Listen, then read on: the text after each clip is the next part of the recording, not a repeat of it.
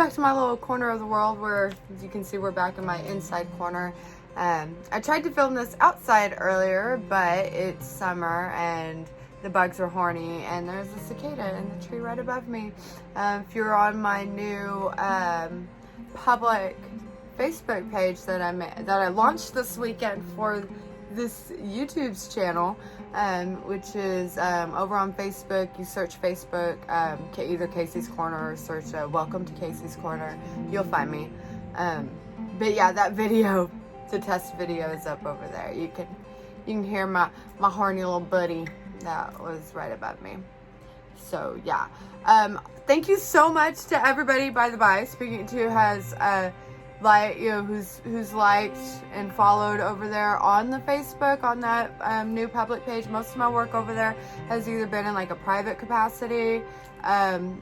Most of my work, like over the past 10 years or so, as far as what I've been doing publicly, has been private or private groups, or as part of an admin team on the page Pagan Parents, which you can find my stuff over there too.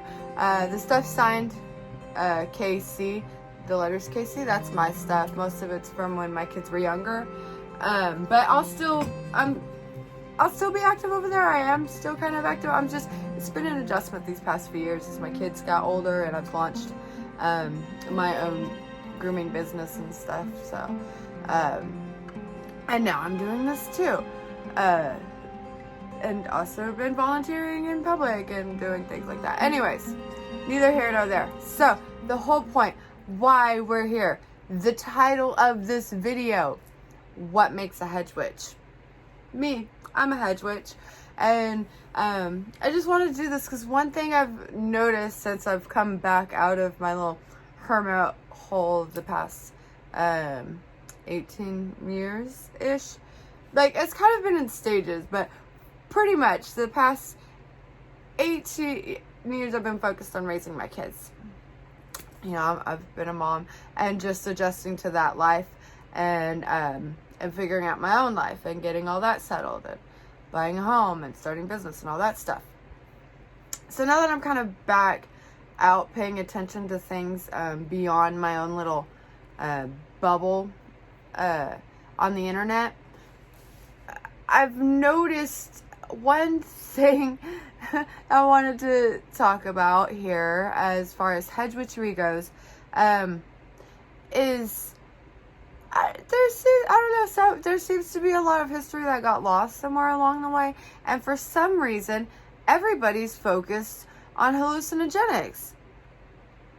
Like, I get where you went wrong, or where things went sideways and where that could be a thing. And yeah, that's absolutely a thing, but that's like a thing, like, hedge witches don't own that. That's like a thing, all types of spiritual practices all around the world, all types of cultures, use. That's like a tool humans have. Hedge witches don't have like a lock on that, and that's not a thing you have to do to be a hedge witch. That's tricky, particularly if you have a mental illness. And those things can be dangerous. Like, your brain chemistry is a delicate thing, and especially if you have a mental illness, it's important to do those things in congruence to some sort of guidance, whether it's a spiritual teacher to guide you through these things, or a therapist. There is therapies for these things now. And that is something, that's not new. That's something humans have been using for a long time. We're just coming back around to that. As we're doing in all kinds of areas, because a lot of knowledge has been really suppressed for a very long time.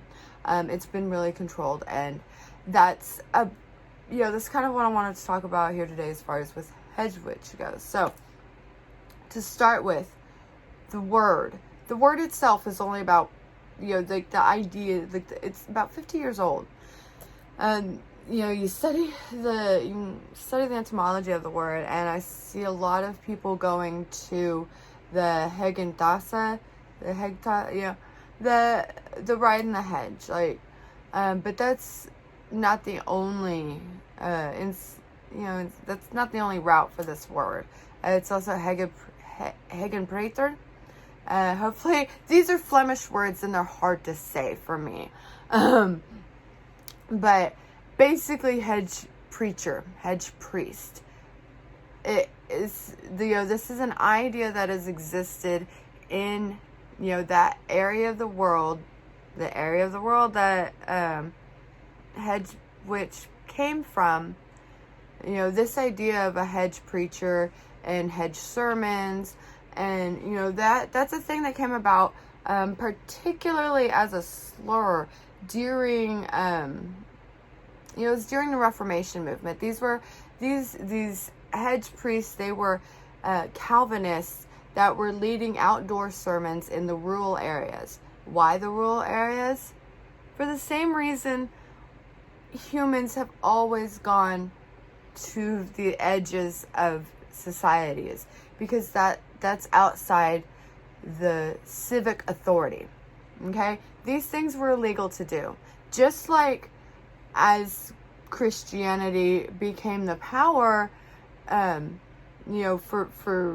these guys, it was Catholicism was the power. The Spanish crown was Catholic, and they were really pushing it.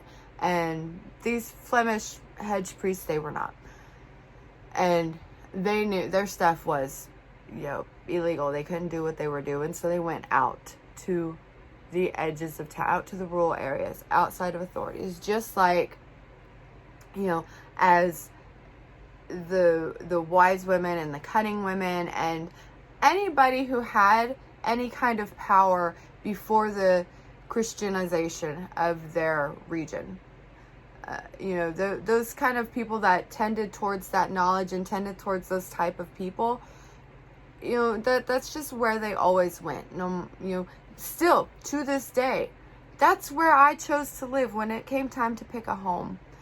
We chose to go to the outskirts because we are just outside of the civic authorities. We chose not to, where we live, we don't have a HOA. We live just outside the city ordinances. It's unincorporated county land. But we're close enough that we still have city services. Like, our kids can go to the school, and it's not that far to get, to the little grocery store and stuff we have here. That's not a common, not a common thing. It is a common thing. It's not an unusual thing. That's not a thing that's new.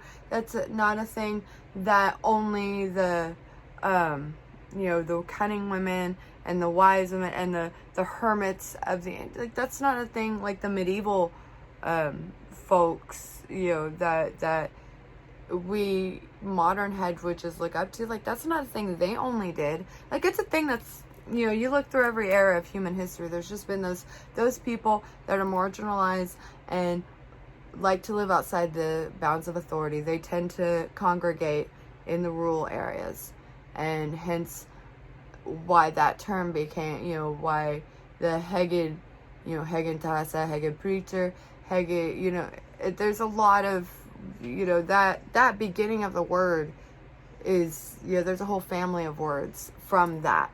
And so that takes me to, the modern era. So in the 80s, it appears, British witches, they started, the solitary ones started using this, using the term hedge witch, and where it really became brought to this modern idea and brought to the masses with the publication, with the 1992 publication of Raebeth's book Hedgewitch, a guide to solitary witchcraft. Ba-bum, ba-bum, ba-bum. What she was doing in this book was breaking away from the established, Wiccan, Gardenian, Druidic, coven hierarchy authority of the time. By this time in the 80s, a lot of hard work had been done by these groups, to win legal rights to exist, for pagans of all sorts. particularly witches. There were legal laws that you could not do witchcraft, and those laws had to change in the 1900s. Particularly is where a fair amount of these laws were ended. Because of work people did. And these people had strength in numbers. There was power to that. But by the 80s and into the 90s, there was more freedom to break away from that. And that's what Ray Beth was doing here in this, with this book. And, where she used, that, where the term, so why the term hedge witch was important with its link to Hagen Praetor, the hedge priests, because that's exactly what she was doing. She was breaking outside that authority where, I've been told you can't do that, where, that's part of why I've been kind of underground for the past 18 years, is because outside of that coven hierarchy, it is really hard to exist, and have space for yourself, and with any respect, and with any authority for your voice, and with any protection, legal protection particularly. In the 90s, I know when I first was out, and still, it's hard to have, but you could lose your kids for being a witch. And that was a threat I heard, but, from people. But that, people had to fight to get legal recognition of Wicca. And that is why I've dabbled in being a part of groups, a little bit in the past, a couple decades, is because of that. Frankly, it's because of that legal protection.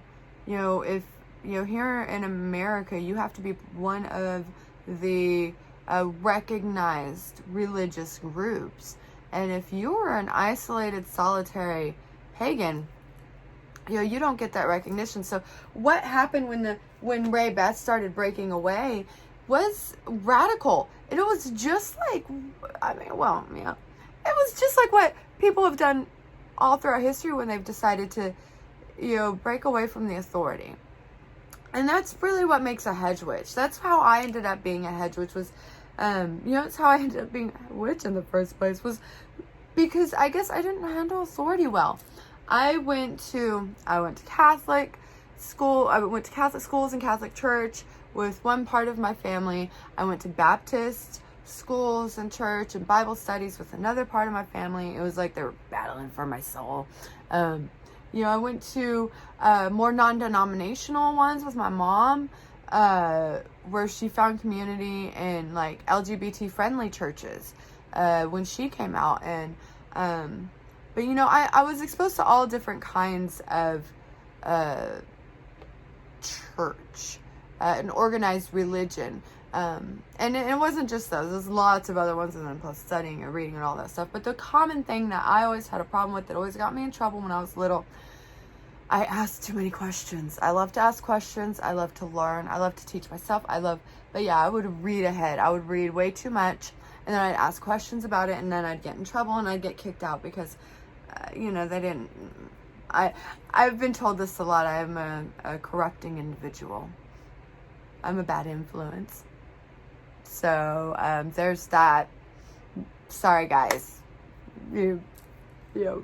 Whatever. Subscribe more. Go. Enjoy a bad influence. Whatever. But yeah, that's what makes a hedge witch, though. It's not necessarily, and that's a problem. I've seen a lot of gatekeeping happening, now that I'm back out in the world, but happening in the hedge witch community for some reason. Not for some reason. I know exactly why. It happens to humans all. Yeah, that's a thing we do. We like to grab power, whatever. But and I see people saying, well, you might be a hedge witch if you do this and this and this. Or, oh, you can't be a hedge witch if you don't do this and this. Or if you're not, or, oh, you're a traditional hedge witch, or I'm a traditional hedge witch, blah, blah, going back thousands of years, blah, blah, blah, blah, blah. None of that's a thing. Nobody owns any of that. Just like every organized religion, the points are made, everything's made up and the points don't matter. That's it. Like, it's, there's those universal truths that we grasp at and we get things right every so often, but that's, all of them have that. And hedge witchery is no different. It's not. So if anybody tries to tell you any different and tries to say, oh, well, you're not this or you can't be that, well, to them, you don't, like, especially about hedge witchery, because that's like the whole point. That's exactly what she did here when she coined this, this existence and stuff. When she gave a name to this type of being, when she broke away from the Wiccan hierarchy and coven structure and said, it's okay. Like, I can teach, I can exist, whatever, that she, that's what this is. And it just irks me for people to make others feel like they can't belong in this space particularly, or to act like they, like their existence in this space isn't some sort of radical act of resistance, and that they have no, alignment with any other marginalized group on the edges of society that may need help with that resistance. Like, that bothers me. And so that's, I guess, what this is about. That's what makes a hedge witch, is, we see that we're a part of a community. We see that we have something to give to that community, and we don't let people take that, tell us that, no, you can't, because, oh, you're a woman and you can't learn these things. That's men's work and the church's work now. Or no, you can't, you're not Wiccan and you haven't learned from this coven, so you can't be a witch now. Like, it's all part of the same, thread, guys. And I'm gonna keep on ranting if I don't stop myself. So I'm gonna go ahead and stop there. But you get the gist. Like, this is what I wanted to say. That's the point. And stay tuned for my next my What's in My Stack book, where I'm going to talk about these books that I have right here. Particularly, these are the ones that I use kind of to research, to refresh myself for this. And I know this one's controversial and will get me canceled if I even utter her name in certain circles. Like, oh! But yeah, I'll talk about why that's there and how I feel about that or whatever. But I mean, you know me, it's books are books. Like, they're just tools. Like, whatever. Like, just, I'm against book banning. So, like, I that's a problem. I have a big problem with, people, just straight up saying, no, you cannot. Like, that's, like, no lists or whatever. Like, I hear tell that's a thing somewhere on the interwebs. And, like, I'm not even going to go there. But anyways, so yeah, to wrap this up. What makes a hedge witch? Like, whatever the freak you want. You make the hedge witch. You do. Yeah. Like, yeah, whatever. I do, you do, she do, he do, they do, we do. Not the hallucinogenics, and not the plants and the herbs or whatever, or talking to the dead or whatever. Like, all of that, you can find that in all kinds of other spiritual practices or whatever. Like, that can be anywhere. What makes, a hedge witch is that they've broken away from organized religion to practice this, existence and form of spirituality and knowledge gathering. There you have it, folks. Like and subscribe if you want more. And if you want to, see my What's in the Stack book chat talking about these books coming up, and all my other stuff. I also have craft stuff, and I'm working on my historical witches cosplay, starting out with my Texas Viking. We're learning about Viking witches, the vulva, what the vulva, who, they were hedge witches. Like, come on, guys, they use the hallucinogenics. Like, they're the grain of truth that, like, the rumors and the everything else came after. It's all connected. Come on. Anyway, so that, you know, that meme where that guy is the dude connecting all the dots and stuff. That's me and witches, man. Alright, love you guys. Y'all have a great night. I'm gonna go to the other video now. Bye. Yeah, like, share, and subscribe. That's the word I was looking for. Bye.